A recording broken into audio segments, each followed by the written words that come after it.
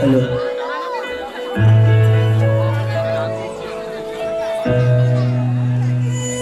কখনো তো তারও স্বপ্ন ছিল, বড় স্বপ্ন, রঙিন স্বপ্ন, বই, গান, ভ্রমণ, কবিতা, নিজের মতো করে সকালবেলার চা, সব সব সব মিলিয়ে এক নিঃস্বার্থ, কিন্তু নিজের জন্য বাঁচার স্বপ্ন।